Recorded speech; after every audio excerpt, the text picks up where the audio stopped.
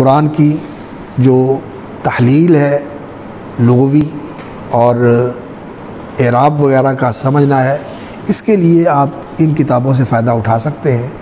جیسے جلالین ہے، اس میں صحابہ کی تفسیر کو مختصر طور پر بیان کر دیا گیا ہے. یہ جامع البیان ہے، یا اسی طرح تفسیر نصفی ہے، مدارک التنزیل حافظ الدین نصفی کی جو کنز الدقائق کے مصنف ہیں، ان کی تفسیر ہے. یا التسہیل لعلوم التنزیل ابن جزئی الکلبی کی تفسیر ہے.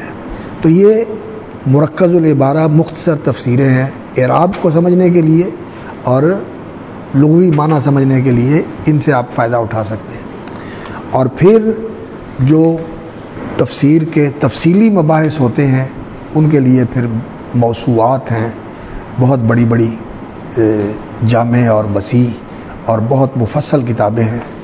اور حقیقت یہ ہے کہ ان تفسیری موضوعات کے اندر تفسیر بالماسور کا جو موسوعہ ہے وہ ابن جریر رحمۃ اللہ علیہ کی تفسیر ہے.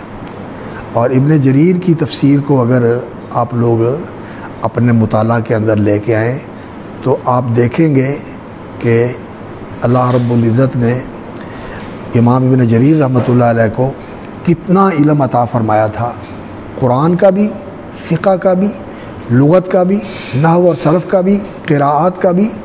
یعنی اتنی جامعیت ہے ان کے اندر. اور اس طرح وہ آیت کا معنی جو ہے نا وہ متعین کرتے ہیں، اور حافظ ابن کثیر ان سے استفادہ کرتے ہیں اور ان کی رائے ذکر کرتے ہیں. اور اسی طرح جو معالم التنزیل ہے علامہ بغوی رحمۃ اللہ علیہ کی، وہ بھی اس کا ذکر کرتے ہیں. تو معالم التنزیل اور یہ ابن کثیر کی تفسیر القرآن العظیم یہ بہت زیادہ اس سے استفادہ کرتے ہیں.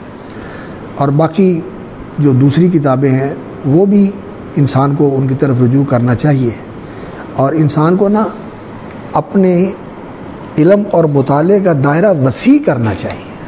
یہ اصل چیز ہے، یہ اصل چیز ہے کہ آپ اپنے طلب کا دائرہ وسیع کریں.